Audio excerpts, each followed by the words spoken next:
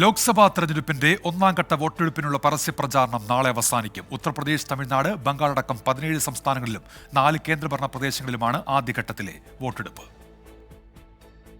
102 ലോക്സഭാ മണ്ഡലങ്ങളാണ് തെരഞ്ഞെടുപ്പിന്റെ ആദ്യഘട്ടത്തിൽ ജനവിധി തേടുന്നത്. 1625 സ്ഥാനാർത്ഥികളാണ് മത്സരരംഗത്തുള്ളത്. ഇതിൽ 134 പേർ വനിതാ സ്ഥാനാർത്ഥികളാണ്.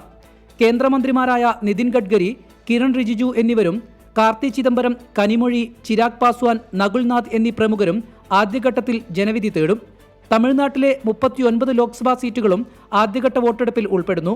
വോട്ടെടുപ്പിന്റെ അവസാന മണിക്കൂറുകളിലേക്ക് കടന്നതോടെ ആരോപണങ്ങൾ കടുപ്പിക്കുകയാണ് മുന്നണികൾ.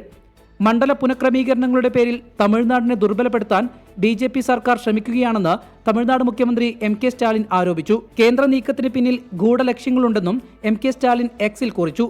ആദ്യഘട്ട വോട്ടെടുപ്പ് പടിവാതിക്കലെത്തിയിട്ടും മഹാരാഷ്ട്രയിലെ കോൺഗ്രസിൽ തർക്കങ്ങൾ അവസാനിച്ചിട്ടില്ല. ശിവസേന ഉദ്ധവ് വിഭാഗത്തിന് സീറ്റ് നൽകിയതിൽ പ്രതിഷേധിച്ച് പ്രാദേശിക നേതൃത്വം നിസ്സഹകരണം തുടരുകയാണ്. രമേശ് ചെന്നിത്തലയും PCC അധ്യക്ഷനും നടത്തിയ അനുനയ നീക്കങ്ങൾ ഫലം കണ്ടില്ല. ഇതിനിടെ വിവാദ പ്രസംഗത്തിൽ കർണാടക മുൻ മുഖ്യമന്ത്രിയും JDS നേതാവുമായ HD കുമാരസ്വാമിക്കെതിരെ തെരഞ്ഞെടുപ്പ് കമ്മീഷന് കോൺഗ്രസ് പരാതി നൽകി. കോൺഗ്രസിന്റെ ക്ഷേമ പദ്ധതികൾ സ്ത്രീകളെ വഴിതെറ്റിച്ചെന്നായിരുന്നു വിവാദ പരാമർശം. മാണ്ഡ്യയിലെ തെരഞ്ഞെടുപ്പ് പ്രചാരണത്തിനിടെയായിരുന്നു പ്രസംഗം.